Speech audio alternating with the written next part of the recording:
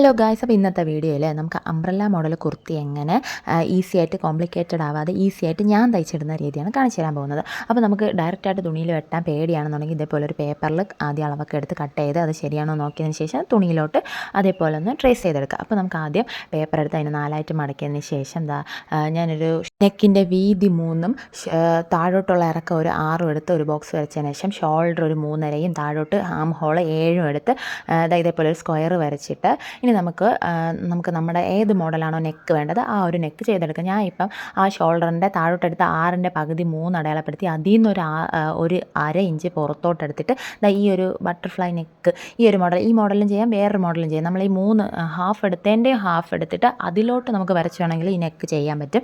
എന്നിട്ട് നമ്മൾ arm hole ഒരു 1/2 ഇഞ്ച് ആം ഹോളിൻ്റെ ആ ഒരു ഇത് വരച്ചില്ലേ, നമ്മൾ ആ ചതുരം വരച്ചതിൻ്റെ അവിടെ നിന്ന് ഒരു 1/2 ഇഞ്ച് എടുത്തതിന് ശേഷം വെളിയിലോട്ട് കൊടുത്ത് ആം ഹോളിൻ്റെ റൗണ്ട് വരച്ചതിന് ശേഷം ഇനി നമുക്ക് ഷേപ്പ് അടയാളപ്പെടുത്താൻ വേണ്ടി നമ്മളുടെ ബോഡിയുടെ ടോട്ടൽ വണ്ണം ഉണ്ടല്ലോ അതിനെ 4 കൊണ്ട് ഭാഗിച്ചിട്ട് അതിലൊരു 1ഓ 2ഓ നമുക്ക് തയ്യൽ തുമ്പും കൂടെ ചേർത്ത് വേണം നമ്മൾ അളവെടുക്കാം. കാരണം നമ്മൾ പ്രിൻസസ് കട്ടിൻ്റെ പണിയും കൂടെ ചെയ്യുമ്പോഴത്തേക്കും നമുക്ക് കുറഞ്ഞു പോകും. അതുകൊണ്ട് 1ഓ 2ഓ ഒക്കെ നമുക്ക് തയ്യൽ തുമ്പും കൂടെ ചേർത്ത് നമുക്ക് അടയാളപ്പെടുത്തിയതിന് ശേഷം ഫ്രണ്ട് ഭാഗം കൈക്കുഴിയുടെ അവിടെ ഞാൻ ഒരു 1/2 ഇഞ്ചും കൂടെ കയറ്റി വെച്ച് വെട്ടിയെടുക്കുന്നുണ്ട്. ഇല്ലെങ്കിൽ നമുക്ക് ചുളുക്കൊക്കെ വീഴാതിരിക്കാൻ വേണ്ടിയാണ് ഇങ്ങനെ 1/2 ഇഞ്ച് കുറച്ച് കയറ്റി നമ്മൾ വെട്ടിയെടുക്കുന്നത്. ഇനി നമുക്കതൊന്ന് വെട്ടി മാറ്റിയതിന് ശേഷം നമ്മൾ നെക്കും എല്ലാം വെട്ടി മാറ്റിയെടുക്കാം. പിന്നെ വെട്ടുമ്പോൾ പ്രത്യേകം ശ്രദ്ധിക്കാനുള്ള എന്താണെന്ന് വെച്ചാൽ ബാക്കും ഫ്രണ്ടും പാർട്ട് മാറ്റി വെച്ചതിന് ശേഷം മാത്രം വെട്ടണം. ബാക്ക് പാർട്ട് മാറ്റി വെച്ചതിന് ശേഷം ഇതേപോലെ നമ്മുടെ ആം ഹോളിൻ്റെ ഫ്രണ്ടിൻ്റെ ആം ഹോൾ കുറച്ചുകൂടെ 1/2 ഇഞ്ച് കയറ്റി വെട്ടണം. നെക്കും അതിന് ശേഷം മാത്രമേ വെട്ടാവൂ, ഇല്ലെങ്കിൽ രണ്ടും ഒരേ ഷേപ്പിനായി പോവും. തുടക്കമായിട്ട് ആദ്യമായിട്ടൊക്കെ ചെയ്തപ്പോൾ എനിക്കും ഈ മിസ്റ്റേക്കൊക്കെ പറ്റിയിട്ടുണ്ട്. അപ്പോൾ നമ്മൾ ആം ഹോൾ മാത്രം കറക്റ്റായിട്ടൊന്ന് വെട്ടിയതിന് ശേഷം ബാക്കിലെ നെക്കിന് ഞാനൊരു 3ഉം താഴോട്ട് 6ഉം സെയിമായിട്ട് തന്നെ എടുത്തതിന് ശേഷം ഈ ഒരു ഷേപ്പിൽ ബാക്ക് നെക്കും കൂടെ കട്ട് ചെയ്തെടുക്കുന്നുണ്ട്.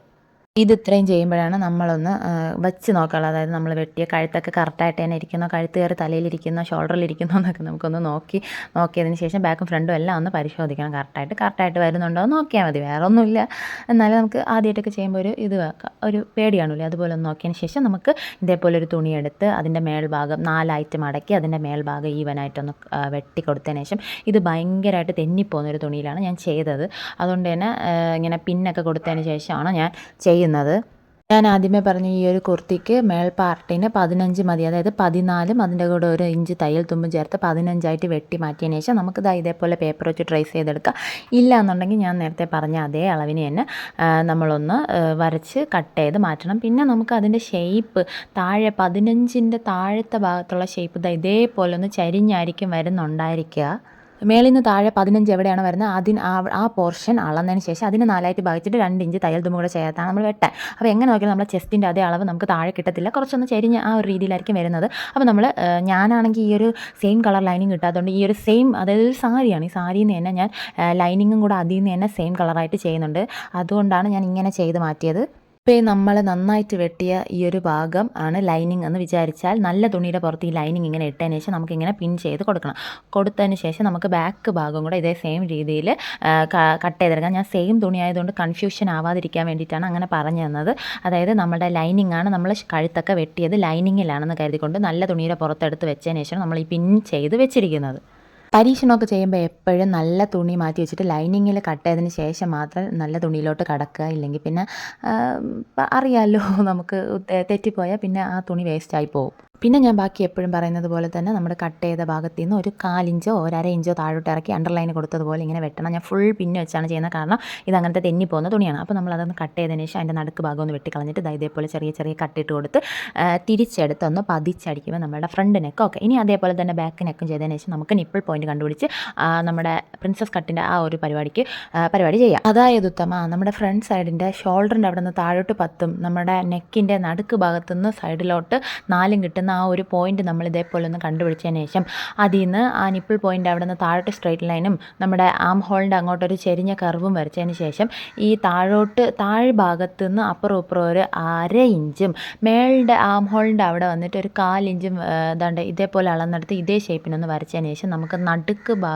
നടുക്കത്തെ സെൻറ്ററിലെ വരെ മാത്രം ഒരു സ്റ്റിച്ച് നീളത്തിന് കൊടുത്തു വിട്ടതിന് ശേഷം ഇനി നമുക്കിതിനെ ഇങ്ങനെ 2ആയിട്ട് മടക്കി വെച്ചിട്ട് നമ്മൾ ആ കാൽഭാഗം അധികം ഇട്ട ആ ഒരു കാൽഭാഗം വെച്ചിട്ട് കാൽഭാഗത്ത് നിന്ന് നടുക്കോട്ടിങ്ങനെ ചരിച്ചൊരു സ്റ്റിച്ച് കൊടുത്തതിന് ശേഷം നമ്മുടെ നിപ്പിൾ പോയിൻറ്റ് കണ്ടുവിട്ടില്ലേ അതുവരെ നമ്മൾ ആ ഓൾറെഡി സ്റ്റിച്ച് ചെയ്തതിൻ്റെ പുറത്തൂടെ മാത്രം ഒന്ന് സ്റ്റിച്ച് ചെയ്തതിന് ശേഷം പിന്നെ വീണ്ടും ആ നിപ്പിൾ പോയിൻറ്റിൻ്റെ അവിടെ നിന്ന് നമ്മൾ 1/2 ഇഞ്ച് താഴോട്ട് കൂട്ടി വരച്ചില്ലേ ആ ഒരു വരയിലോട്ട് ചരിച്ചൊരു തയ്യൽ തയ്ക്കണം. ഇത് കണ്ടാൽ മനസ്സിലാവും, ഞാൻ പറയുമ്പോഴത്തേക്കും തല പുകയണത് പോലെയൊക്കെ തോന്നുന്നതാണ്.